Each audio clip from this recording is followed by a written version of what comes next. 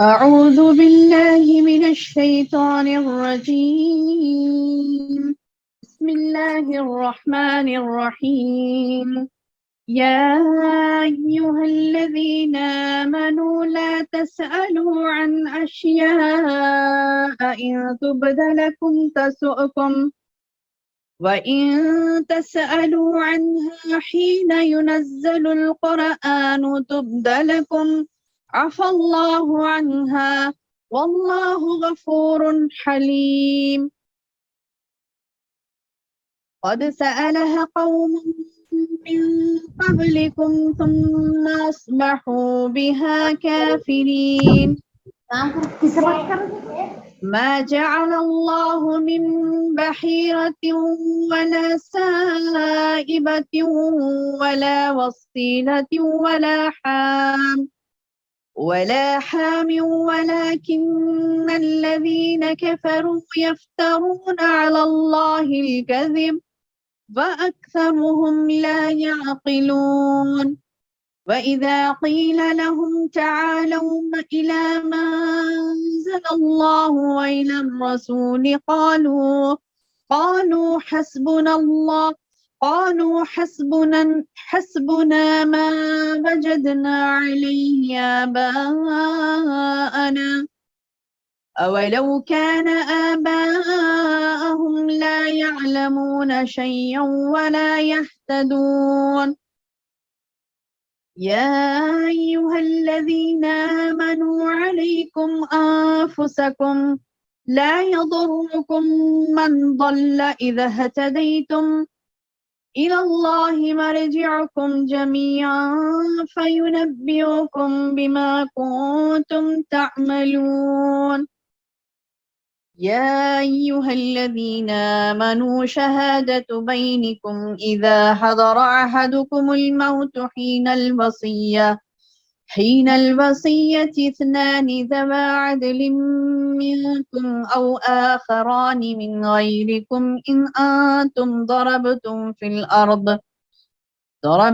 في الأرض فأصابتكم مصيبة الموت تحبسونهما من بعد الصلاة فيقسمان بالله إن ارتبتم لا نشتري به ثمنا ولو كان ذا قربى ولا نكتم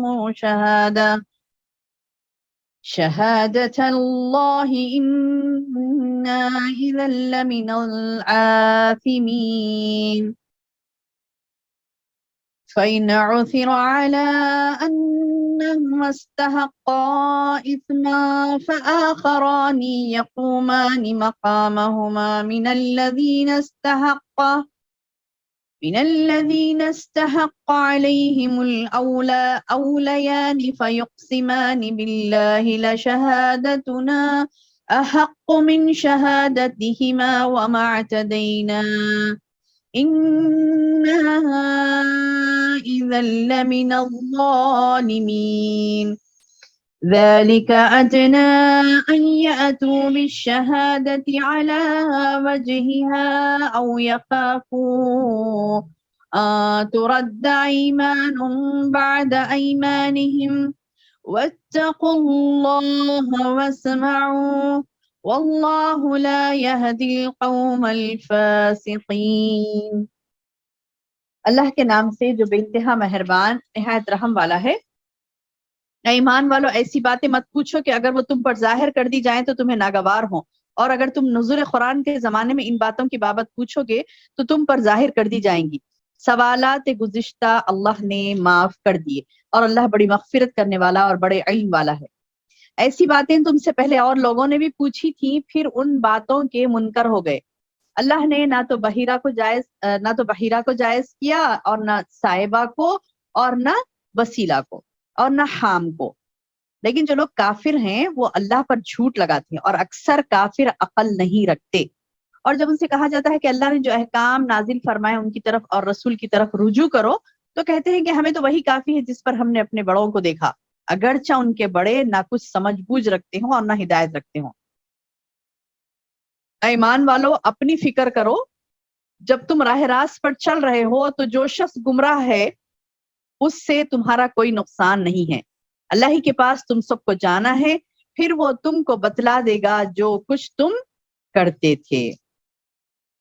اے ایمان والو، اگر تم میں سے کسی کو موت آ جائے، اگر تم میں سے کسی کو موت آ جائے تو وصیت کے وقت اپنے مسلمانوں میں سے 2 صاحب عدل کو گواہ بنا لے، اور اگر تم حالت سفر میں ہو اور تمہیں موت آ لے تو 2 غیر مسلموں کو بھی گواہ بنا سکتے ہو. اگر تمہیں کچھ شک پڑ جائے تو ان دونوں کو نماز کے بعد مسجد میں روک لو، پھر وہ اللہ کی قسم اٹھا کر کہیں کہ ہم کسی ذاتی مفاد کی خاطر شہادت کو بیچنے والے نہیں، خواہ ہمارا کوئی رشتہ دار ہی کیوں نہ ہو، اور نیز یہ کہ ہم اللہ کی خاطر گواہی کو نہیں چھپائیں گے، اور اگر ایسا کرے تو ہم مجرم ہیں.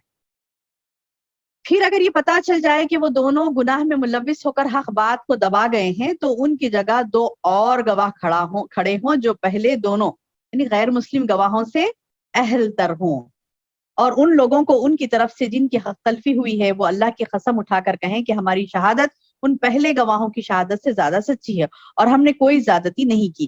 اگر ہم نے ایسا کیا تو بلا شبہ ہم ظالم ہیں. اس طریقے سے زیادہ توقع کی جا سکتی ہے کہ لوگ ٹھیک زیادہ توقع کی جا سکتی ہے کہ لوگ ٹھیک ٹھاک شہادت دیا کریں یا اس بات سے ڈر جائیں کہ کہیں ان کے خصموں کے بعد دوسری خصموں سے ان کی تردید نہ ہو جائے. اور اللہ سے ڈرتے رہو اور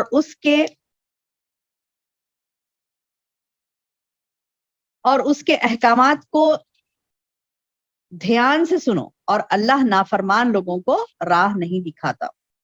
اللہ اکبر.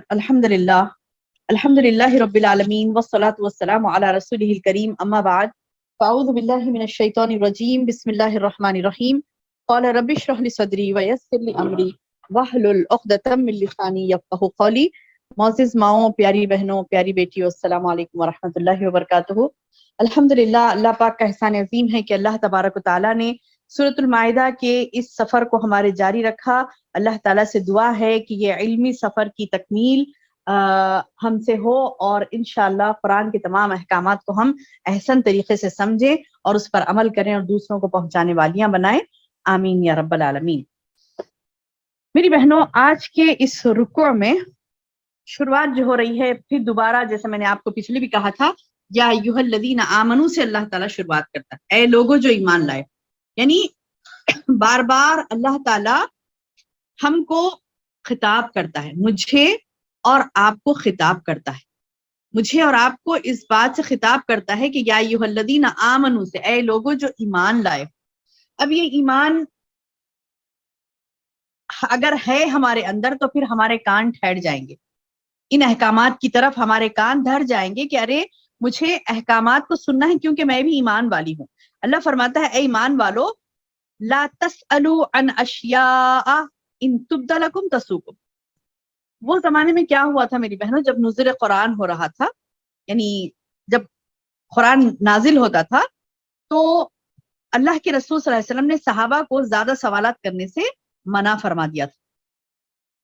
ایک حدیث میں آتا ہے کہ آپ صلی اللہ علیہ وسلم نے فرمایا، مسلمانوں میں وہ سب سے بڑا مجرم جس کے سوال کرنے کی وجہ سے کوئی چیز حرام کر دی گئی، در حالانکہ اس سے قبل وہ حلال تھی. مسلمانوں میں وہ سب سے بڑا مجرم ہے. کیا بتایا اللہ کے رسول صلی اللہ علیہ وسلم؟ مسلمانوں میں وہ سب سے بڑا مجرم ہے جس کے سوال کرنے کی وجہ سے کوئی چیز حرام کر دی گئی تھی، در حالانکہ اس سے پہلے وہ حلال تھی. اللہ اکبر. صحیح بخاری صحیح مسلم کی حدیث ہے. کیا بتایا جا رہا حدیث میں؟ اللہ کے رسول صلی اللہ علیہ وسلم فرما رہی کہ مسلمانوں میں سب سے بڑا مجرم کون ہے؟ جس نے ایسا کچھ سوال کیا، اس کی سوال کی وجہ سے کیا ہو گیا، کوئی چیز حلال تھی پہلے، اس کے سوال کرنے کی وجہ سے حرام ہو گئی. اللہ اکبر. تو اسی لیے اللہ کے رسول صلی اللہ علیہ وسلم نے نزول قرآن کے وقت، یعنی جب قرآن نازل ہوتی تھی تو اس وقت ایمان والوں کو کیا کہا کہ نزول قرآن کے وقت تم لوگ سوالات مت کرو. ایسا نہ ہو کہ جو چیزیں تم سے پوشیدہ رکھی گئی ہوں کہیں وہ تم پر ظاہر نہ ہو جائے. نزول قرآن کے زمانے میں ان باتوں کی بابت پوچھو گے تو تم پر ظاہر کر دی جائیں گی وہ چیزیں. اب ظاہر کر دی گئی تو پھر یعنی احکامات تبدیل ہو جائیں گے. اللہ تعالیٰ رحم کے ساتھ جو احکامات آپ کو دے رہا ہے ان احکامات پر آپ کو عمل کرنا ہے. اگر وہ احکامات پر آپ عمل نہیں کریں گی تو اللہ تبارک و تعالیٰ اللہ تبارک و تعالیٰ کیا کرے گا، ان احکامات کو سننا ہے، اس پر عمل کرنا ہے. اگر کوئی بندہ احکامات پر عمل نہیں کرے گا اور احکامات کے چلتے وقت یعنی احکامات کے نازل ہوتے وقت کچھ بھی سوالات کرے گا اور کچھ ایسے احکامات نازل ہو گئے اس سوال کی وجہ سے کہ مشکل میں پڑ جائے گا بندہ، جبکہ اللہ کو معلوم ہے کہ اس کو کیا دینا ہے کیا نہیں دینا ہے. جب وہ دے رہا ہے، اللہ تعالیٰ کچھ احکامات دے رہا ہے، خاموشی سے سنو، خاموشی سے سنو اور اس کو قبول کرو. جیسا کہ سورہ آراف میں آگے پڑھیں گے آپ، آیت آئی ہے آخر میں، سورہ کے آخر میں کیا فرمایا اللہ تعالیٰ نے، اعوذ باللہ من الشیطان الرجیم، وَإِذَا قُرِئَ الْقُرْآنَ فَاسْتَمِعُوا لَهُ وَأَنصِتُوا لَعَلَّكُمْ تُرْحَمُونَ. وَإِذَا قُرِئَ الْقُرْآنَ، جب تمہارے سامنے قرآن پڑھی جائے، وَإِذَا قُرِئَ الْقُرْآنَ، جب تمہارے سامنے قرآن پڑھی جائے تو کیا کرو، وَإِذَا قُرِئَ الْقُرْآنَ فَاسْتَمِعُوا، تم غور سے سنو، وَأَنصِتُوا، صوت کہتے ہیں آواز کو، انصتوا، خاموش ہو جاؤ، بات مت کرو. وَإِذَا قُرِئَ الْقُرْآنَ فَاسْتَمِعُوا لَهُ وَأَنصِتُوا لَعَلَّكُمْ تُرْحَمُونَ، تاکہ تم پر رحم کیا جائے. یعنی تم کو رحم کے ساتھ تم کو اللہ تعالیٰ احکامات دے رہا ہے اور تم اس کے غضب کو بھڑکا رہے ہو یہ وہ سوالات بھیجا کر کے. تو سوالات نہیں کرنا ہے. قرآن کے نزول کے وقت یہ صحابہ کو بتایا گیا تھا. اب ہم جب قرآن پڑھتے ہیں میری بہنوں، تو اگر ہمارے دماغ میں ایسے کوئی بیہودہ سوالات آتے ہیں، بیجا سوالات، بعض وقت ہوتا نا کسی کے ذہن میں بیجا سوالات آتے ہیں کہ یہ کیوں بولے ہوں گے اللہ تعالیٰ، یہ کیوں ہوں گا، ایسا کیوں ہوں گا، تو ایسے سوالات آئے تو فوری اعوذ باللہ من الشیطان الرجیم پڑھے، اللہ سے پناہ مانگے اور شیطان مردود کو دور بھگائیں اور اللہ تعالیٰ کے رحم کے طلبگار بنے. دعا کریں کہ اللہ تعالیٰ میرے حال پر رحم فرما، اللہ میرے حال پر رحم فرما، دعا کریں. دعا کر کے انشاءاللہ اللہ تعالیٰ کی بات کو غور سے سنیں اور اس پر عمل کرنے کی کوشش کریں. تو اللہ تعالیٰ یہاں پر بھی فرما رہی کہ جب قرآن کا نزول ہو رہا تھا تو سوالات مت کرو، بولے سوالات گزشتہ اللہ نے معاف کر دیے. یعنی پچھلے جو تم یعنی جلد بازی میں سوالات کرتے تھے تو اس کو پچھلے چیزوں کو اللہ نے معاف کر دیا. اب تمہیں حکم دیا جا رہا ہے کہ آئندہ ایسا نہیں کرو. اللہ نے پچھلے تو تمہارے معاف کر دیے. قد سألها قوم من قبلکم، جب کیا بتائے، نہیں ہاں، عفا اللہ عنہا، کون سے جو پچھلے تسألون حين ينزل القرآن تبد لكم، عفا اللہ عنہا، اللہ نے معاف کر دیا. کس کو؟ عفا اللہ عنہا کیا ہے؟ اللہ نے کس کو معاف کیا؟ ان سوالوں کو جو پہلے کرتے تھے لوگ، اس کو اللہ نے معاف کر دیا. یہ اللہ پاک نے اعلان کیا ہے نا، کہ مطلب جس کو نہیں پتا تھا تو انہوں نے بھی سوال کر لیا تھا جلد بازی میں کچھ بھی، تو وہ پریشان ہونے لگے کہ اللہ اکبر، یعنی میں نے بھی ایسے کیا تھا. تو اللہ تعالیٰ اعلان کرنے لگے کہ ہاں میں نے تمہارے پچھلے سوالات کو معاف کر دیا، یعنی آئندہ مت کرو ایسا، پچھلے سوالات کو تو میں نے معاف کر دیا. کیونکہ اللہ غفور حلیم ہے، معاف کرنے والا بھی ہے اور بردبار بھی ہے، معاف کرنے والا بھی ہے اور بردبار بھی ہے. تو بہرحال آگے اللہ تعالیٰ فرمائے کہ ایسی باتیں جو تم سے پہلے اور لوگوں نے بھی پوچھی تھی. ایک ایگزامپل بھی دے رہے ہیں، فرما برداری کرو بولے، اور پھر ایک ایگزامپل بھی دے رہے ہیں کہ اس قسم کی باتیں تم سے پہلے لوگوں نے بھی کی تھی. وہ کون تھے میری بہنوں؟ امت محمدیہ سے پہلے کس نے سوالات کیے تھے؟ یہ ظاہری بات ہے بنی اسرائیل نے کیے تھے. تو ایک یعنی کیا کہتے ہیں کہ ایک مرتبہ نبی صلی اللہ علیہ وسلم نے فرمایا کہ اللہ تعالیٰ نے تم پر حج فرض کیا ہے. تو ایک شخص نے سوال کیا کہ کیا ہر سال؟ دیکھیے، جب آپ کو بولا جا رہا ہے کہ حج فرض ہوا تو آپ ٹھیک ہے بلکہ خاموش بیٹھے نا، یعنی انسان بردبار ہو. یعنی اللہ کی جو صفت ہے نا، یا حلیم کہتے ہیں بردبار یعنی پہلے خاموشی سے آرام سے بات کو سنے اور تھوڑا خاموش رہیں. ایسے نہیں کہ کوئی کچھ بولا فوری آپ اس کے پیچھے کچھ بھی بول دیے، فوری اس کے پیچھے کچھ بول دیے، ایسے نہیں کریں. انشاءاللہ آرام سے خاموش بیٹھے، پہلے سنے بات کو کیا کہی جا رہی ہے، پوری بات ہو جانے کے بعد، خاموش ہو جانے کے بعد میں آپ کو سوال کرنا ہے. بعد میں یہ نہیں کہ مطلب پوچھتے ہی مطلب کوئی کچھ بول رہا ہے فوری اس کے بعد سوال کر دیے، تو ایسے نہیں کرنا چاہیے. اکثر میں اپنے درس میں بھی کہتی ہوں یہ، اور خیر ابھی تو ہمارا کیا ہے کہ میوٹ سسٹم ہے، آن لائن چل رہا ہے، لیکن جب بھی آف لائن ہوتا نا تو آف لائن میں اگر کوئی بھی درمیان میں سوال کرتی ہے تو میں ان سے یہی کہتی ہوں کہ نہیں، کوشچن آنسر سیشن بعد میں رکھیں گے ہم لوگ، کوئی ایک سوال کرے دوسرا تیسرا شروع ہو جاتے، تو یہ اخلاق و آداب کے خلاف ہے۔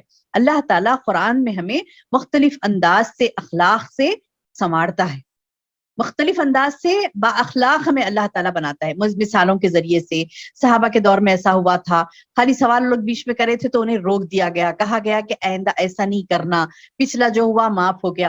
تو اس سے اللہ تعالیٰ مجلس کے آداب بتلاتا ہے، تعلیم و تعلم کے آداب بھی بتلاتا ہے، قرآن کے ذریعے سے کئی چیزیں ہم کو پتہ چلتی ہیں الحمدللہ۔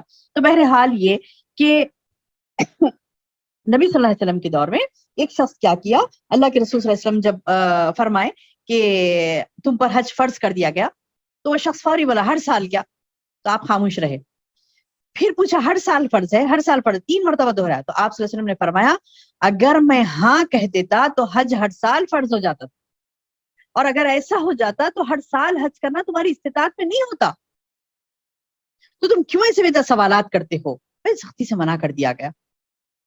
اللہ کے رسول صلی اللہ علیہ وسلم نے کہا کہ اگر میں ہاں کہہ دیتا نا تو پھر ہر سال فرض ہو جاتا۔ تو بہرحال یہ کہ خاموش رہنے کا حکم ہوا، اور ایسی باتیں جو نہیں بتائی گئی، اور ایک صحیح مسلم کی حدیث ہے، اللہ کے رسول صلی اللہ علیہ وسلم نے فرمایا تمہیں جن چیزوں کے بارے میں نہیں بتلایا گیا تم مجھ سے ان کے بارے میں سوال مت کرو، اس لیے کہ تم سے پہلے امتوں کے ہلاکت کا سبب یہ سوالات بنے تھے۔ اللہ اکبر، کثرت سوال، کثرت سوال، جو ریلیٹڈ ہے جو ریلیٹڈ نہیں ہے۔ عجیب و غریب، یعنی لوگ یہ کیوں ہوتا پتا ہے میری بہنوں، جب ہم ایمان سے دور ہو جاتی ہیں، جب ہم اسلام سے دور ہو جاتی ہیں، ایمان سے دور ہو جاتی ہیں، تو یہ چیزیں پیدا ہوتی ہیں ہمارے اندر۔ ایمان سے دور ہونے سے اشکال، ڈاؤٹ، سوالات، بیجا سوالات، اسلام پہ چلنا تو ہے ہی نہیں، لہذا بیجا سوالات کریں گے۔ کسی نے مجھے بتلایا تھا کہ مطلب کھجور کی گٹلی کھانے کے بعد میں، کھجور کھانے کے بعد میں گٹلی کو کیسے تھوکنا ہے، اس کا بھی ایک انداز ہے، ایسے مطلب ہول بناؤ، اس میں تھوکو، پھر پھینکتے وقت ایسا، یعنی دیوانی چیزیں ہیں یہ۔ کھجور کھائے گٹلی پھینک دینا، خلاص اس کو کوئی اور انداز سے ایسا کرنا ہے، ویسا پھینکنا ہے۔ کھجور کی گٹلی کھانے کے بعد میں مدینے سے آئے تھے، بسم اللہ بول کے پھینکنا ہے، اور ادھر ادھر پیروں میں نہیں آنا ہے، زمین میں دفن کر دینا، ایسی عجیب و غریب باتیں کرتے ہیں۔ زمزم کا پانی پی رہے ہیں، حالت حیض میں نہیں پینا شاید نہ، یعنی کسی کا تقدس ہو گیا تو اتنا زیادہ ہو گیا کہ بیجا سوالات۔ اور یعنی نعوذ باللہ بعض وقت تو ایسے سے سوالات آتے نا، مطلب دنگ رہ جاتی عقل کے۔ اللہ مستعان، اللہ ہدایت دے ہماری بہنوں کے، کیسے سوال ہے، یعنی بالکل یعنی بیجا سوال جسے کہتے ہیں نا، بیجا سوال، تو بیجا سوالات کرنے سے منع کیا گیا۔ اور جس چیز کے تعلق سے آپ کو نہیں بتلایا گیا، جیسے آدم علیہ السلام کے بارے میں، آدم علیہ السلام کے بارے میں جتنا علم ہمیں ہوا بس اتنا ہی قرآن اور حدیث سے لے لیں، اس کے بعد اس میں ایڈ نہیں کریں کچھ بھی، یا پھر اس کے تجسس میں نہیں رہیں۔ اب کسی نے پوچھا آدم علیہ السلام کتنے حج کرے تھے باجی، آپ کو کیا کرنا ہے اس سے؟ آدم علیہ السلام کتنے بھی حج کرے تھے، اس سے آپ کے ایمان کا کیا تعلق ہے؟ اچھا آدم علیہ السلام کے زمانے میں کعبہ تھا نہیں تھا باجی، ارے آپ کو بھائی تھا ہوں گا نہیں تھا ہوں گا، اس سے آپ کے ایمان کا کوئی تعلق ہے؟ نہیں ہے، اس سے ایمان کا کوئی تعلق ہے؟ نہیں ہے۔ تو ایسے سوالات جس سے آپ کے ایمان کا کوئی تعلق نہیں ہے، ویسے سوالات نہیں کرنا چاہیے۔ سوالات بالکل جو آپ کے ایمان سے جس کا تعلق ہے ضرور بھی ضرور کریں ایسے سوالات، لیکن جو چیزیں آپ کو نہیں بتائی گئی، کئی چیزیں ہیں نہیں بتائی گئی، جیسے خضر علیہ السلام ہے، موسیٰ علیہ السلام کے دور میں خضر علیہ السلام سے علم لینے کے لیے اللہ تعالیٰ نے کہا کہ جاؤ، اور خضر سے، اور موسیٰ علیہ السلام نے خود خواہش ظاہر کی کہ میں جاؤں گا اور ان سے ملوں گا۔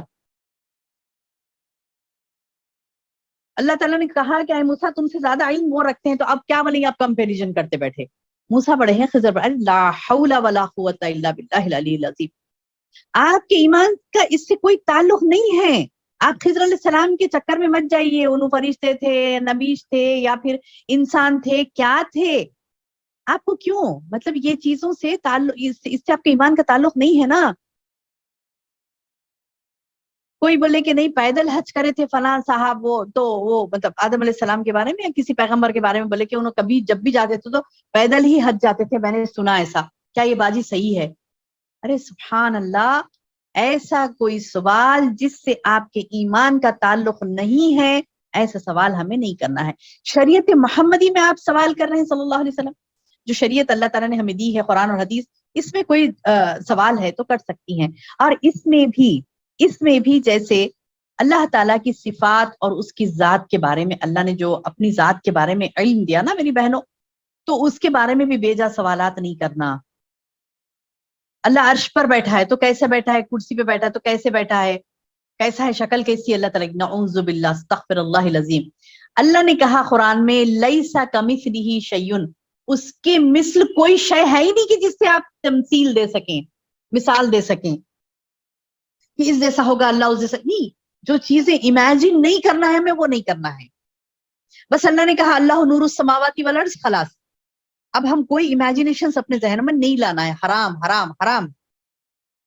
تو ایسے سوالات، ایسے امیجنیشنز، ایسے کوسچنز جس کے ایمان کا کوئی تعلق نہیں ہے، نہیں کرنا ہے۔ اللہ کے رسول صلی اللہ علیہ وسلم نے فرمایا تم سے قبل قومیں اسی وجہ سے ہلاک ہوئی تھی۔ قد سألها قوم من قبلکم، اللہ نے فرمایا کہ تم سے پہلے بھی سوال کیا تھا کون قوموں نے، ثم اصبحوا بها کافرین، پھر وہ کیا ہوئے تھے، منکر ہو گئے تھے، یعنی کافر ہو گئے تھے۔ کیوں؟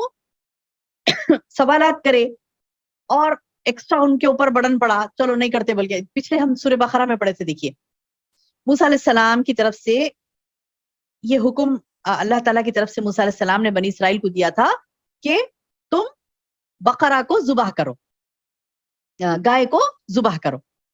سورہ بقرہ میں پڑھے تھے نا ہم کہ اللہ کا حکم ہے تمہارے لیے کہ تم گائے کو ذبح کرو۔ اب گائے کو ذبح کرو تو کر دینا تھا نا، کون سی بھی گائے تھی کچھ کر دینا تھا، نہیں، کیا کرے بنی اسرائیل، پوچھے قالوا یا موسیٰ، یعنی پوچھو اپنے رب سے کہ وہ گائے کیسی ہونا، بولے پھر ایسی ہونا ایسی ہونا۔ اس کے بعد میں ایسی گائے اللہ تعالیٰ بول دیے لاسٹ میں، یعنی 2-3-4 مرتبہ سوال کیے تو ایسی گائے بول دیے جو ان کو بہت محبوب تھی، وہ بہت محبوب تھی، اس کو وہ لوگ ذبح نہیں کرنا چاہ رہے تھے۔ ان کی سوالات کی وجہ سے اللہ تعالیٰ نے ان کو وہی گائے بتلا دی جو ہل نہیں جوتتی ہو، جو سرخ رنگ کی ہو، دیکھنے میں زرد رنگ کی ہو، کیا کہتے ہیں کہ دیکھنے میں تسر الناظرین کہا نا اللہ نے، یعنی خوشنما، دیکھنے میں دیکھنے والوں کو خوشنما نظر آئے وہ گائے۔ اور بولے کہ ہرس کو، کھیتی کو جوتتی نہیں ہو وہ، یعنی کام جسے کام نہیں لیا جاتا، دیکھنے میں خوبصورت ہوتی ہو، تسر الناظرین، دیکھنے والوں کو بھلی لگتی ہے۔ اب جیسے جیسے قریب پوری وہی گائے بول دیے، بولتے ہی پریشان ہو گئے، ہاں الآن جیت بالحق، بولے ہاں اب سمجھ گئے ہم، جبکہ پہلے ہی بول دیا گیا تھا کہ یہ گائے ہے، ذبح کر دینا چاہیے تھا، کون سی بھی گائے ذبح کر سکتے تھے۔ جب سوالات کرنے کی وجہ سے کیا ہو گیا، ان کے جو پسندیدہ گائے تھی اللہ نے کیا کیا، اسی طرف اشارہ کر دیا۔ اس کے بعد ان میں سے کئی نے انکار کر دیا، بولے کہ نہیں کرتے ہم ذبح، نہیں کرتے، ہم گائے ذبح ہی نہیں کرتے، بولے انکار کر دیے، اللہ کے حکم کا انکار کر دیے۔ تو یہی بول رہے ہیں اللہ تعالیٰ، قد سألها قوم، قد تحقیق کے سألها سوال کیا، قوم ایک قوم نے، من قبلکم تم سے قبل، ثم اصبحوا بها کافرین، پھر کیا ہو گئے، وہ سوال کرنے کے بعد ان باتوں سے منکر ہو گئے۔ تو پچھلی قوموں نے بھی سوالات کر کے اپنے آپ کو ہلاک کیا تھا، یہ اس طریقے سے نہیں کرنا ہے ہمیں، حدیث سے بھی ہمیں ملتا ہے۔ اب اس کے بعد چیپٹر چینج ہو رہا ہے، اب کدھر، قریش کی طرف آ رہے ہیں اللہ تعالیٰ۔ قریش نے جو حرکتیں کی تھی نا، میری بہنوں، ایک تھا وہ بحیرہ، صائبہ، یہ کیا ہے اس کی تفصیل میں آپ کو بتا دوں، یہ جانوروں کی قسمیں ہیں۔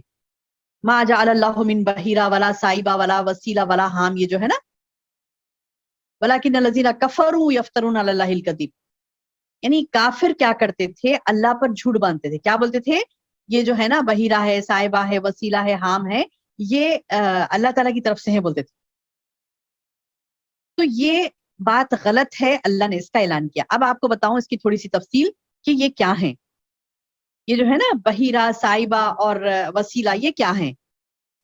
یہ جانوروں کی قسمیں ہیں میری بہنوں، یہ جانور تھے جو اہل عرب اپنے بتوں کو نذرانے کے طور پر چڑھاتے تھے، بتوں کے سامنے نذرانے کے طور پر چڑھاتے تھے، یہ جانور تھے۔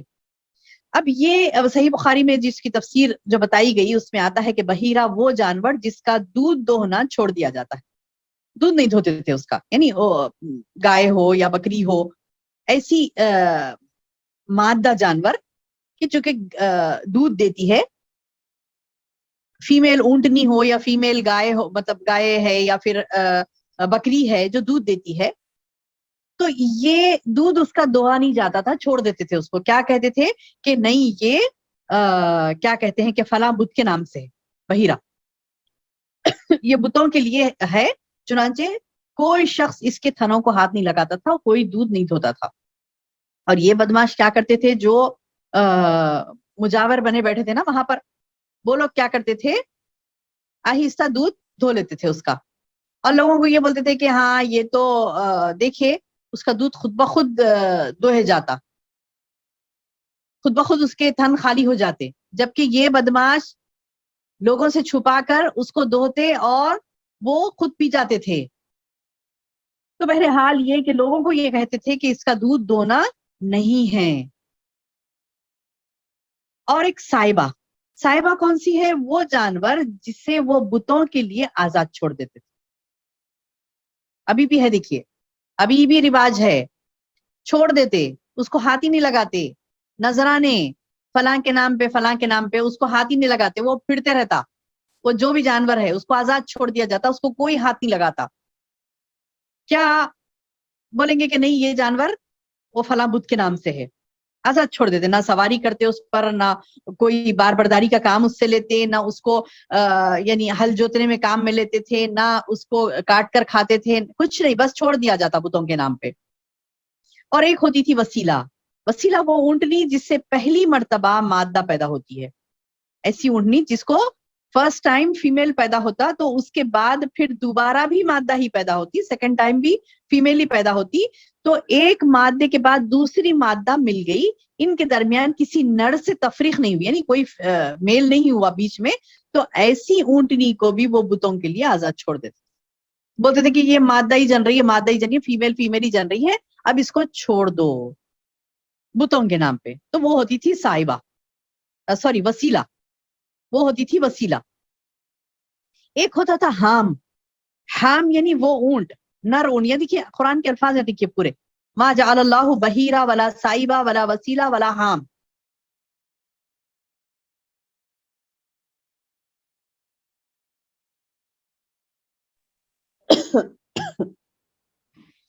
جی بحیرہ کیا کہا تھا میں نے آپ کو؟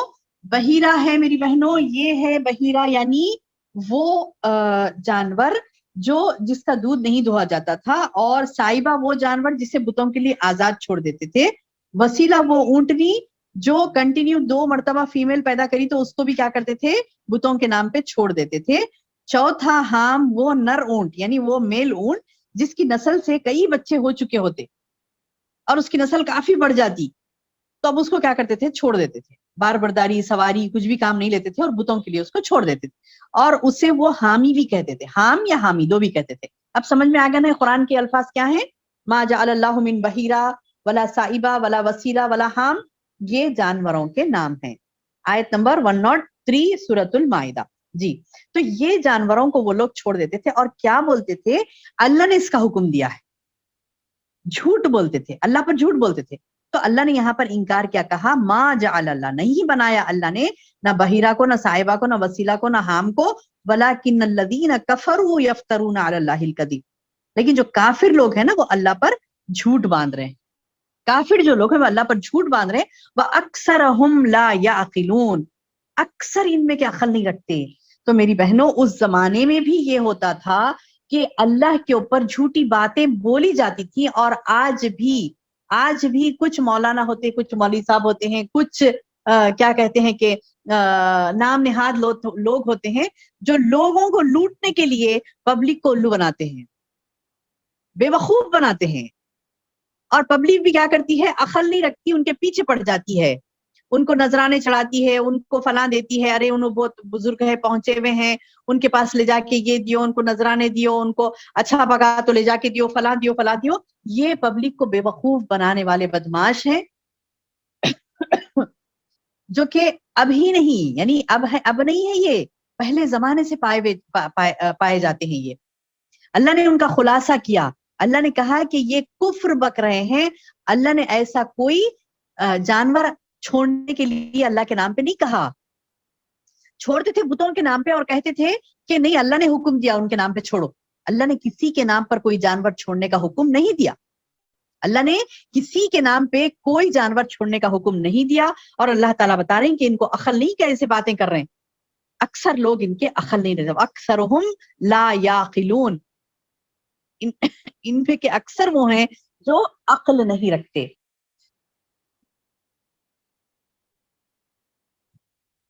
جی آگے بتلایا جا رہا ہے وَإِذَا قِيلَ لَهُمْ تَعَالَوْا إِلَىٰ مَا أَنزَلَ اللَّهُ، جب ان سے کہا جاتا ہے کہ آؤ اللہ کے نازل کردہ کتاب کی طرف، اللہ کے احکامات کی طرف آؤ. وَإِلَى الرَّسُولِ، اور رسول کے احادیث کی طرف آؤ. آج بھی بولتے نا ہم اللہ اور اس کے رسول کی طرف آؤ. اللہ تعالیٰ قرآن میں یہ بات کتنی زبردست بتائے میری بہنوں، اس کو نوٹ کر لیجئے. سورۃ المائدہ آیت نمبر 104، سورۃ المائدہ آیت نمبر 104 104 کیا فرما رہے اللہ تعالیٰ اس میں کہ وَإِذَا قِيلَ لَهُمْ تَعَالَوْا إِلَىٰ مَا أَنزَلَ اللَّهُ، جب ان سے کہا جاتا ہے کہ آؤ اللہ کے نازل کردہ چیز کی طرف. وَإِلَى الرَّسُولِ، رسول کی طرف آؤ. قالوا، وہ کہتے حسبنا ما وجدنا علیہ آباؤنا، ہم تو وہی کریں گے جو ہم نے اپنے بڑوں کو دیکھا ہے، بڑوں سے چل لیتے آ رہا ہے. ہم وہی کریں گے جو ہمارے باپ دادا نے کیا ہے. تو اللہ تعالیٰ پوچھ رہے ہیں اولو کان آباہم لا یعلمون شیئا ولا یہتدون، تم بڑوں کی اتباع تبھی بھی کریں گے جب کہ وہ لوگ سمجھ بوجھ نہیں رکھتے تھے، کچھ بھی نہ ہدایت پہ تھے. وہ لوگ گمراہی کا کام کرتے، کہ تم بھی گمراہی کا کام کرو گے. وہ لوگ کچھ بھی نہیں جانتے تھے، جہالت تھی تو جہالت میں وہ عمل کیا تو تم بھی جاہل بنو گے. اللہ سوال کر رہا ہے اولو کان آباؤہم لا یعلمون شیئا، اگر کہ تمہارے آبا و اجداد لا یعلمون، علم نہیں رکھتے تھے، شیئن کچھ بھی، ولا یہتدون، اور نہ وہ ہدایت پہ تھے، تو تبھی بھی تم انہی کی اتباع کرو گے. اللہ سوال کر رہا ہے. تو میری بہنوں یہ نوٹ کرنے کے لیے میں نے کیوں کہا اس آیت کو. آج بھی دیکھیے آپ ہمارے خاندانوں میں ایسی مثالیں نکل جائیں گی. آج بھی ہمارے رشتہ داروں میں، دوست احباب میں، محلے میں، پڑوس میں، گاؤں میں، شہر میں، لوگوں میں ایسی کئی مثالیں آپ کو ملیں گی. وہ یہی کہیں گے نہیں چل لیتے آ رہا، نہیں یہ شروع سے چل لیتے آ رہا.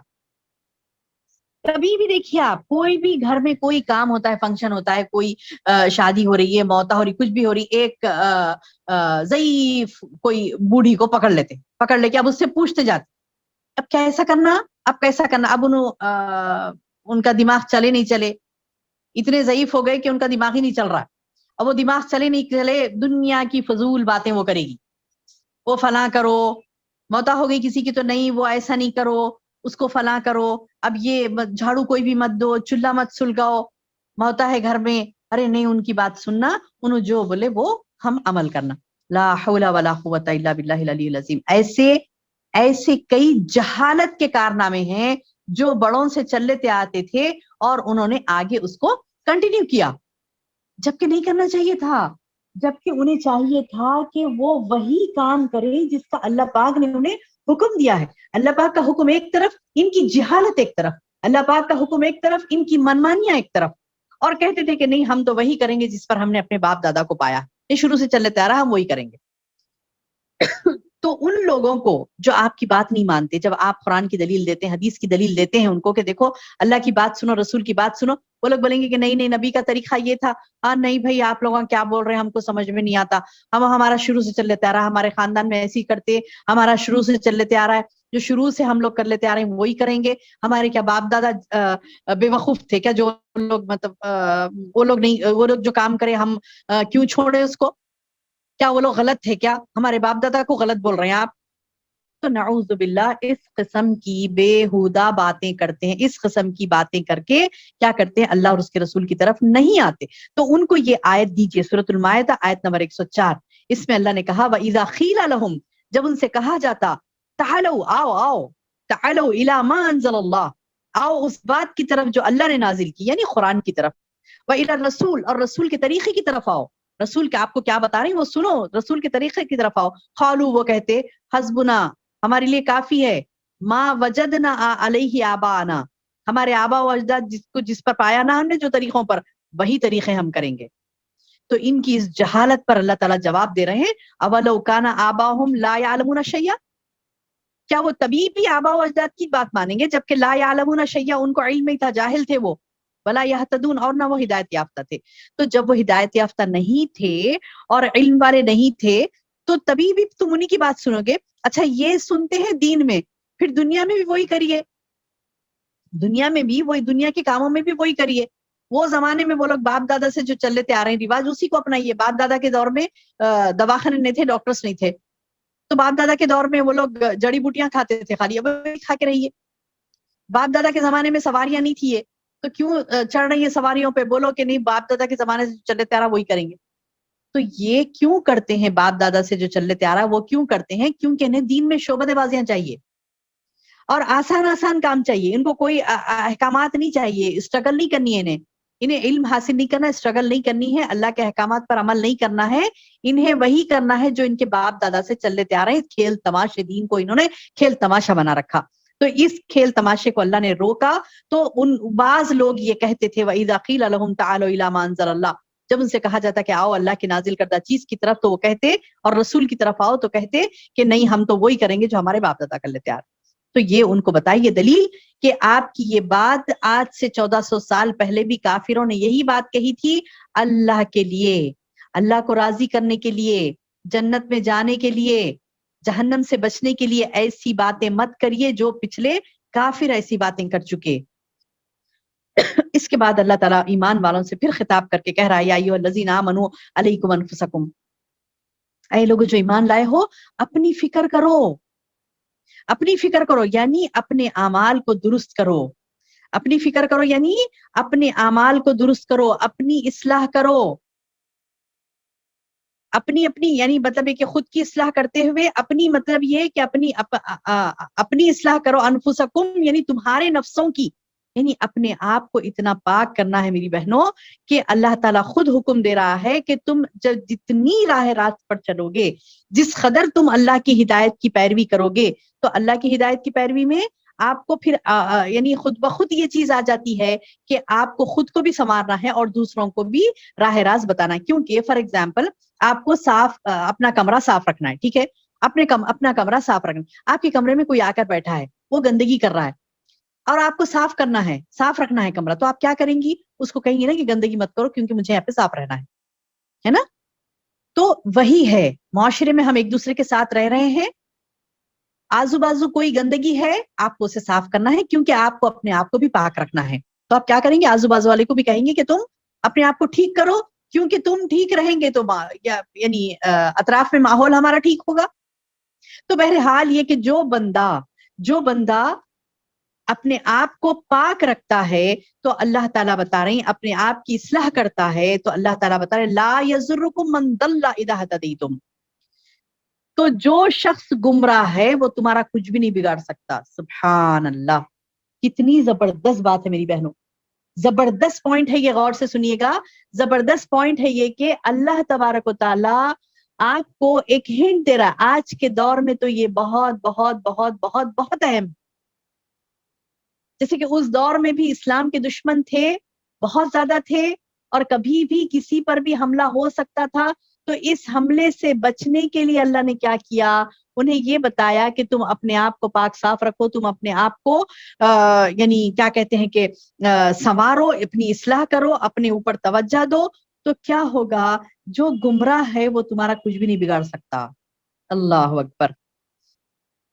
آج ہمیں کتنا ڈر ہے میری بہنوں، آج ہمیں کتنا ڈر ہے، آج ہمیں کتنا ڈر ہے لوگوں کا کہ فلاں کوئی بھی کچھ بھی کر دیں گے. ہمارے پردے پر بات آ سکتی ہے، ہماری شریعت پر بات آ سکتی ہے، ہمارے اسلام پر بات آ سکتی ہے، دشمن قوم ہم پر غالب ہونے جا رہی ہے. تو کیا بول رہے ہیں اللہ تعالیٰ؟ اس کا حل کیا ہے؟ تم اپنے آپ کو پاک رکھو، تم اپنے آپ کو سنوارو، اپنی اصلاح کرو، متقی پرہیزگار بن جاؤ. دیکھیے اللہ کے رسول صلی اللہ علیہ وسلم کی مثال ہمارے سامنے ہے. آپ متقی پرہیزگار تھے، سارے قریش کے لوگ مل کے آپ کو مارنے کے لیے آئے. جب آپ ہجرت کر رہے تھے نا، جب آپ کو ہجرت کا حکم ہوا تھا، وہ لوگوں کو پتہ چل گیا تھا کہ آج رات نکلنے والے ہیں اللہ کے رسول صلی اللہ علیہ وسلم. تو شام ہوتے ہی، اندھیرا ذرا چھاتے ہی کیا کرے، پورے مل کے آ کے حملہ کرنے کے لیے آپ صلی اللہ علیہ وسلم کے اوپر حملہ کرنے کے لیے پورے مل کے آئے، پورا قریش کے پورے بڑے بڑے جنگجو لوگ اکیلے اللہ کے رسول صلی اللہ علیہ وسلم آپ کو مارنے کے لیے آئے، لیکن مار سکے نہیں مار سکے. کیونکہ جب وہ آئے تو اللہ تعالیٰ نے کیا کیا، وہ مارنے کے لیے آئے تو اللہ تعالیٰ نے ان کے آنکھوں میں دھول جھونک دی، اور اللہ کے رسول صلی اللہ علیہ وسلم ان کے سامنے سے گئے لیکن ان کو دکھائی نہیں دیے. سامنے سے گئے اللہ کے رسول صلی اللہ علیہ وسلم ان کے، لیکن دکھائی نہیں دیے. تو یہ چیز میری بہنوں ہمارے لیے اسوہ ہے، نمونہ عمل ہے کہ آپ متقی پرہیزگار بنیں گی. اللہ تعالیٰ کافروں کا ایک گروہ بھی آپ کے اوپر حملہ ور ہو، لیکن اللہ آپ کو بچا لے گا. اگر اللہ نے کہا نا قرآن میں، اور ایک بھی آیت ہے نا، انتم الاعلون، تم ہی غالب رہو گے، ان کنتم مومنین، اگر تم مومن ہو، یعنی تم مومن رہیں گے تو تم ہی غالب رہو گے. آج کتنی مرتبہ ہمارے سامنے یہ بات نہیں آ رہی ہے، کہ لوگ ہم پر غالب ہونے جا رہے ہیں، دشمنان اسلام ہم پر غلبہ لینے کے لیے جا رہے ہیں، لیکن اللہ آپ کو اسی وقت بچائے گا جب اللہ تعالیٰ ایک شرط لگا رہے ہیں کہ ان کنتم مومنین، اگر تم، ان کہتے ہیں عربی لفظ الف نون زیر، اگر ان کنتم مومن، اگر تم مومن ہو، یعنی اگر تم مومن ہو تو وانتم الاعلون، اللہ تم کو غلبہ دے گا. یہاں پر کیا بتا رہے ہیں اللہ تعالیٰ، کہ تم اپنے آپ کو دیکھو، اپنی آپ کی حفاظت کرو. اگر تم اپنے آپ کی حفاظت کرو گے، اپنی یعنی حفاظت سے مراد اپنی اصلاح کرو گے، اپنی فکر کرو گے، آخرت کے لیے جیو گے، اللہ کی رضا کے لیے جیو گے، جنت میں جانے کے لیے جیو گے، جہنم میں سے بچنے کے اعمال کرو گے، تو اللہ تعالیٰ تمہارے یعنی ایسا انتظام کر دے گا کہ لا یضرکم، کوئی نقصان تمہارا نہیں پہنچائے گا، من ضل، جو گمراہ ہے نا، وہ تم کو کوئی نقصان نہیں پہنچائے گا، اذا ہدیتم، جبکہ تم ہدایت پر ہو. الی اللہ مرجعکم، تم سب کو تو اللہ ہی کے پاس لوٹنا ہے، یہ بات مت بھولو. جب ہم اپنے آپ کی اصلاح کرنے جاتے ہیں، اپنے آپ کو پاک کرنے جاتے ہیں، اپنی درستگی چاہتے ہیں، جنت میں جانے کی پوری تیاری کرتے ہیں، تو اس وقت کیا ہوتا ہے میری بہنوں، آزمائش سے انسان کو دوچار ہونا پڑتا ہے. اس آزمائش کے لیے اللہ تعالیٰ بتا رہی الی اللہ مرجعکم جمیعا، تم پوروں کو تو اللہ کی طرف ہی لوٹنا ہے.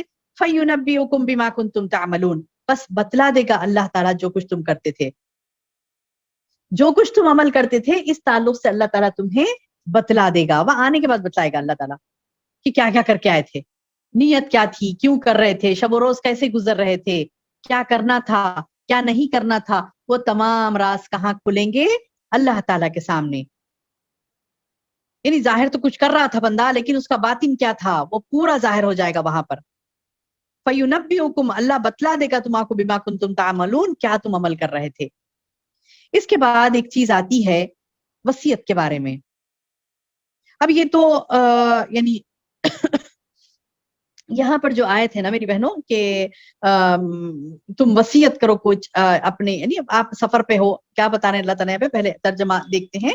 اے ایمان والو، اگر تم میں سے کسی کو موت آ جائے تو وصیت کے وقت اپنے مسلمانوں میں سے، یعنی جب اپنے میں سے کا مطلب کیا ہے کہ مسلمانوں میں سے کوئی ہے، وصیت کرنے والے کے قبیلے سے ہیں، یا پھر اس کے خاندان سے ہیں، یا پھر اس کے اپنے لوگ ہیں، یعنی مسلمان ہیں، تو اس کو چاہیے کہ وہ گواہ بنا لے. اور اگر آگے بتایا گیا کہ سفر میں اگر شدید بیمار بھی ہو جائے، زندہ بچنے کی امید نہیں ہے، تو سفر میں کیا کرنا چاہیے، 2 عادل گواہوں کو گواہ بنا کے وصیت کر دینا چاہیے کہ دیکھو میں فلاں جگہ سے ہوں، فلاں سے ہوں، میں اگر مر جاؤں تو میری یہ وصیت لوگوں تک میرے پہنچا دینا. تو یہ چیز یعنی اللہ کے رسول صلی اللہ علیہ وسلم کے زمانے میں، یعنی اللہ تعالیٰ نے یہ بات وصیت کے بارے میں جو بتلائی تھی کہ اگر کوئی موسی یعنی وصیت کرنے والے کے قریب ترین رشتے دار ہیں یا جو بھی ہیں ان سے وصیت کر رہا ہے، تو کوئی، پچھلے بھی ہم نے پڑھا تھا وصیت کے بارے میں کہ کوئی گناہ کی وصیت اسے نہیں کرنی ہے، کوئی گناہ کی وصیت نہیں کرنی ہے. ہاں کوئی مال اس نے تقسیم کر دیا تھا، سب جس کا اس کو دے دیا تھا اللہ کے شریعت کے مطابق تو تقسیم ہو گئی تھی. کچھ مال جو اس کے اپنے حصے کا آتا تھا تو اس نے کیا کیا، اس مال کو، یعنی جتنی اللہ نے اجازت دی تھی اسے کہ تم، ہے نا کہ مطلب 1/3 حصہ، ایک اتنا حصہ کہ اللہ اور اس کے رسول نے جس کی اجازت دی ہے. اب میرا مال ہے، فار ایگزامپل میرا مال ہے، تو میں پورا مال صدقہ نہیں کر سکتی، اللہ کی راہ میں منع ہے. منع کیا گیا. اللہ نے سب کے حصے مقرر کیے, اس کا اتنا اس کا اتنا, تو میں اس شریعت کے حساب سے میں اپنا حصہ مقرر کروں. ہاں اگر فار ایگزامپل یعنی عورت ہے اپنی زندگی میں, یا پھر مرد ہے اپنی زندگی میں کسی کو گفٹ کر رہا ہے, کچھ بھی وصیت نہیں ہے اس کی زندگی میں کوئی گفٹ کر رہا ہے کہ میں اس کو یہ گفٹ دے رہا ہوں, یہ اس کو گفٹ دے رہا ہوں, وہ گفٹ دے سکتا ہے, لیکن اس کی یعنی وصیت نہیں کر سکتا کہ میرے مرنے کے بعد اس کو یہ ملے, اس کو یہ ملے, اس کو یہ ملے. نہیں, مرنے کے بعد اس کو کوئی اختیار نہیں ہے. مرنے کے بعد تو اللہ تعالیٰ نے جس طریقے سے مال تقسیم کرنے کے لیے کہا اسی طریقے سے کرنا ہے. بعض لوگ بولتے نا انہوں مرنے سے پہلے بول کے مرے تھے, ان کو دے دو پورا, بولنے سے پہلے انہوں بول کے یہ انتقال ہوا تھا ان کا, تب زندگی میں انہوں نے یہ وصیت کر دی تھی کہ یہ اتنا حصہ اس کو جانا, اتنا حصہ اس کو. نہیں, انسان کے اندر یہ اللہ نے کسی بھی مسلمان کو, کسی بھی مومن کو اللہ نے اس بات کی اجازت نہیں دی کہ وہ اپنے من مرضی وصیتیں کرے کہ مرنے کے بعد اس کو اتنا حصہ اتنا حصہ. نہیں, اللہ نے مقرر کر دی مرنے کے بعد. ہاں زندگی میں وہ کسی کو کچھ گفٹ دینا چاہتا ہے تو دے سکتا ہے. اچھا وصیت میں بھی یعنی اگر یہ کہہ دیا اس نے کہ میری فلاں جائیداد ہے, اتنی جائیداد ہے, اس میں کا اتنا حصہ جو شریعت کے مطابق تقسیم کر دو, یہ تھوڑا حصہ جو میں نے اپنے لیے رکھا تھا, یہ چیز میں فلاں جگہ خیرات کرنا چاہتا ہوں, یا فلاں کو میرا احسان تھا اس کے اوپر تو میں اس کو چکانا چاہتا ہوں, یہ اجازت دی اللہ نے. لیکن وہ بھی سرٹن پرسنٹیج ہے, یعنی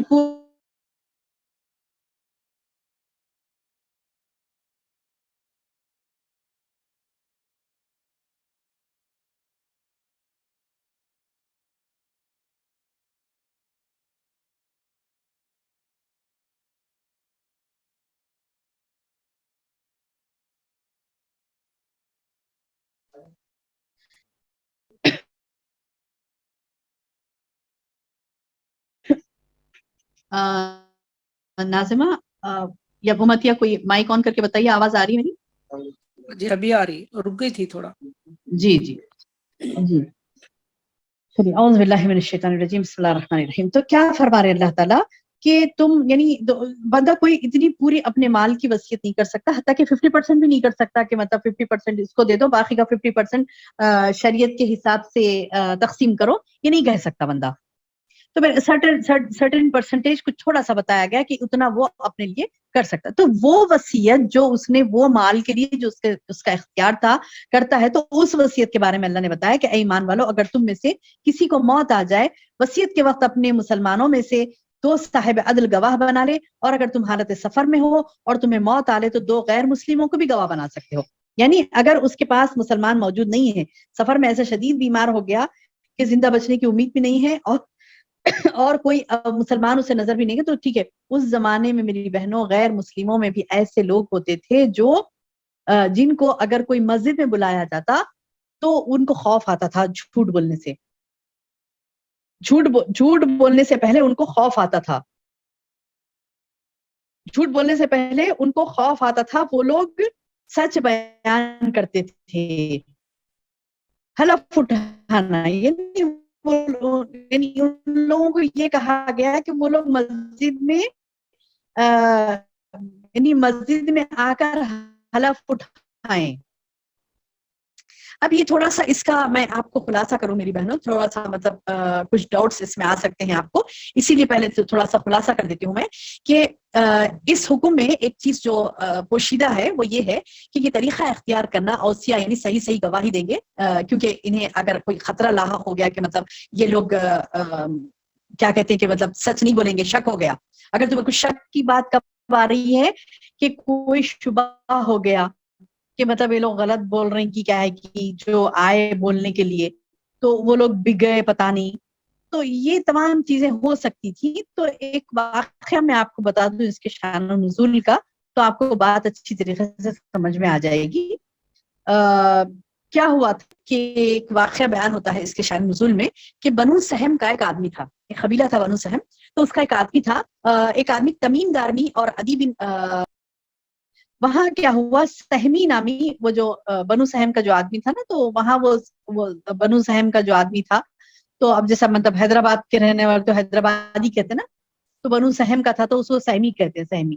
تو وہاں سہمی کا وہ انتقال ہو گیا. دوبارہ کہہ رہی ہوں، غور سے سنیے کیا ہے اس کی شان و نزول میں واقعہ. بنو سہم کا ایک آدمی تھا جو کہ سفر پر گیا تھا، تمیم دارمی اور عدی بن بدا کے ساتھ، یہ دونوں بھی سفر میں تھے ان کے ساتھ، وہ سہمی کے ساتھ. تو وہ جو بنو سہم کا جو شخص تھا اس کا انتقال ہو گیا، اور یہ علاقہ ایسا تھا کہ وہاں کوئی بھی مسلمان نہیں تھا، جبکہ اس کے دونوں ساتھی عیسائی تھے. بس یہ دنیا تمیم دارمی پہلے عیسائی تھے نا، پتا ہوگا آپ کو، یہ سب تمیم دارمی پہلے عیسائی تھے، بعد میں انہوں نے اسلام کو قبول کیا. تو بہرحال یہ کہ دونوں ساتھی بھی، وہ سہمی جس کا انتقال ہو رہا تھا اس کے دونوں ساتھی بھی عیسائی تھے. بس یہ دونوں ساتھی اس کا چھوڑا ہوا مال لے کر اس کے ورثہ کے پاس آئے اور سارا سامان ان کے سپرد کر دیا. لیکن اس سامان میں چاندی کا، وہ تو دیکھیے بھائی، وہ انسان مر رہا ہے تو اس نے وصیت کی کہ دیکھو یہ لے جا کر میرے فلاں خاندان ہے ان کو سپرد کر دو، وہ اپنے حساب سے جو بھی اس کا کیا کہتے ہیں کہ شرعی تقسیم ہے وہ تقسیم کر دیں گے، لے جا کے دے دو. تو اب وہ شخص جب لے جا کر دونوں شخص لے جا کے دیے تو وہ لوگ بولے کہ آپ لوگ لا کے دیے، لیکن اس میں چاندی کا پیالہ موجود نہیں ہے جس میں سونے کے باریک باریک نقش و نگار بنے ہوئے تھے. تو رسول اللہ علیہ وسلم نے کیا کیا، ان دونوں سے حلف لیا، یعنی مطلب قسم لی، ان دونوں سے حلف لیا، یعنی ان دونوں سے قسم لی. تو پھر وہ پیالہ اس کے ورثہ نے مکے میں پا لیا. یعنی ہو سکتا کہ جب انہوں نے قسم کھائی تو ان کو خوف آیا کہ کہیں ہم کو لت نہ لگے، تو انہوں نے کیا کیا، مکے میں، ہو سکتا کہ مکے میں ایک جگہ پہ وہ پیالہ انہوں نے چھوڑ دیا اور ان کے ورثہ کو مل گیا. اب جب کوشچنز ہونے لگے، استفسار ہونے لگا، لوگ سوال کرنے لگے، استفسار ان لوگوں نے بتلایا کہ یہ پیالہ انہوں نے تمیم اور عدی سے خریدا. اللہ اکبر، تمیم اور عدی سے خریدا. چنانچہ سہمی کے ورثہ میں سے 2 شخصوں نے حلف اٹھایا کہ وہ پیالہ ان مرنے والے کے رشتہ دار کا ہے، اور انہوں نے کہا کہ ان کی گواہی ان غیر مسلموں کی گواہی سے زیادہ حقدار ہے. بس انہی کے بارے میں یہ آیت نازل ہوئی، صحیح بخاری کی حدیث ہے. اور وہ سہمی کا نام کیا تھا؟ بدیل بن ابی مریم تھا رضی اللہ عنہ.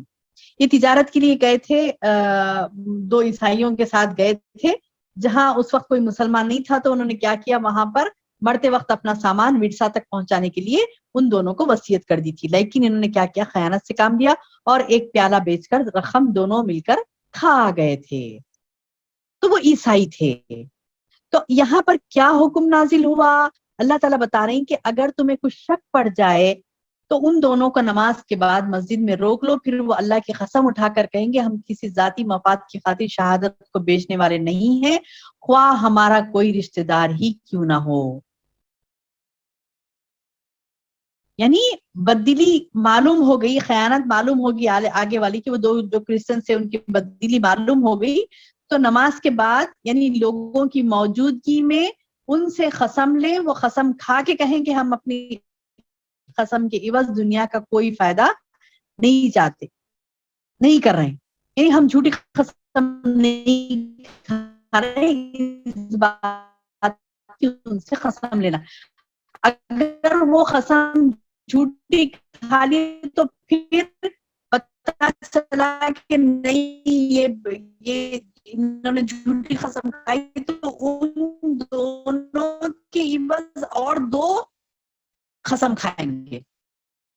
نیز یہ کہ ہم اللہ کی خاطر گواہی نہیں چھپائیں گے بلکہ وہ لوگ بول رہے ہیں، اور اگر ہم ایسا کریں گے تو ہم مجرم ہیں. ان کی زبان سے نکالنے لگا رہے قسم کھا کے یہ بات.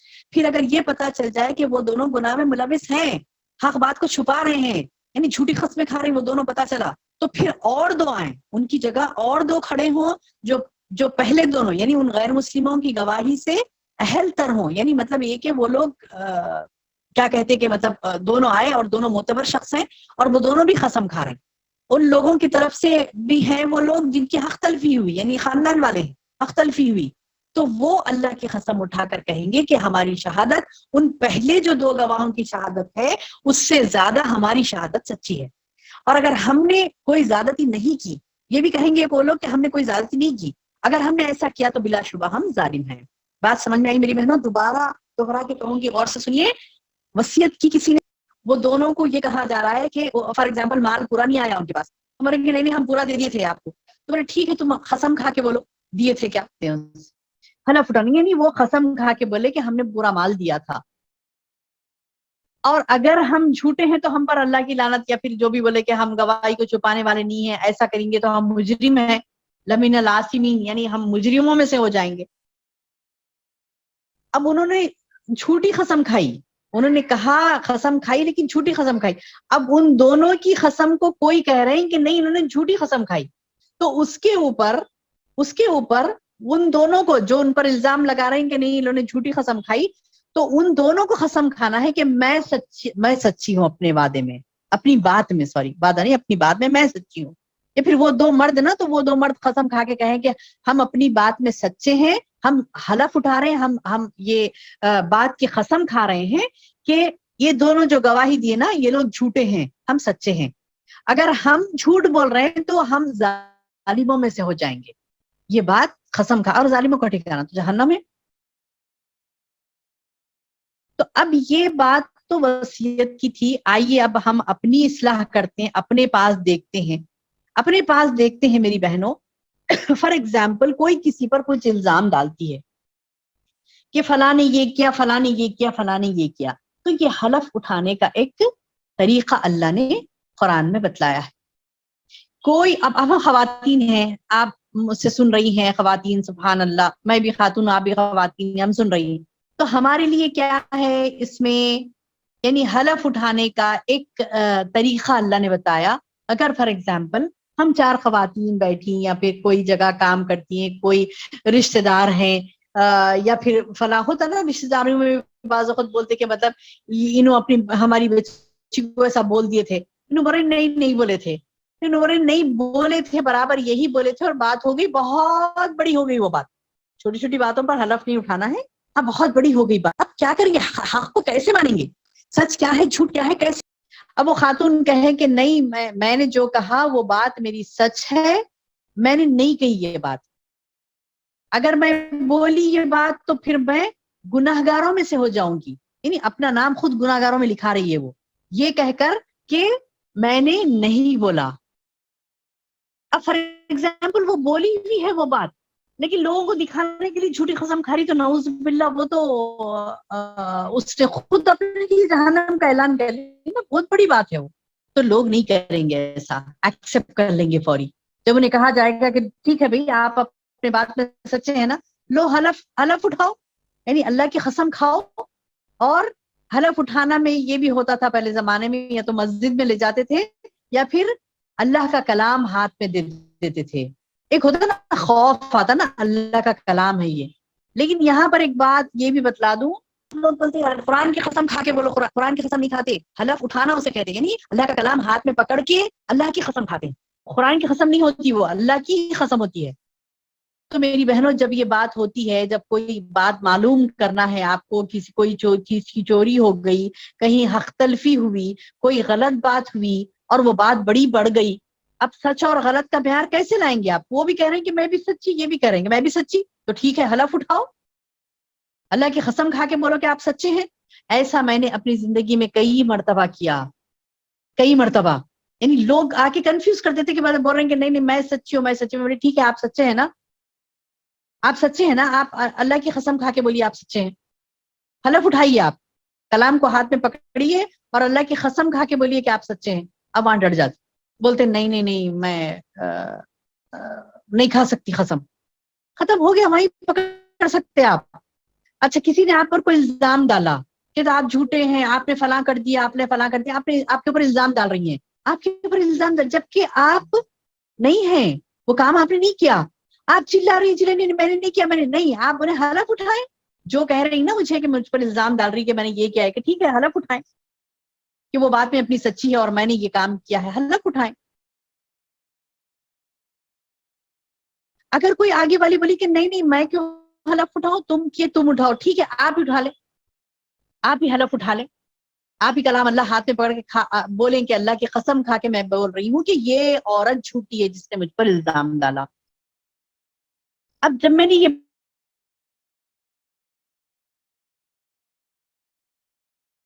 بات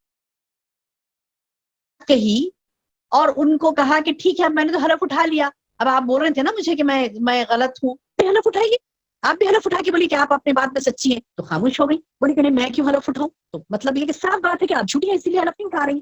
تو بہرحال اللہ تعالیٰ نے یہاں پر سورۃ المائدہ میں بتلایا, یہ ان لوگوں کے لیے بتلایا تھا جو وصیت کرتے تھے, وصیت کیے تھے کہ وہ لوگ مطلب اپنا مال لے کر تجارت کا جا رہے تھے, ان کا انتقال ہونے جا رہا تھا, تو دونوں کو بلا کے بولے کہ آپ آئیے اور یہ دیکھیے یہ مال میرا وہاں تک پہنچا دینا. لوگوں کے سامنے ان کو گواہی دلائی گئی.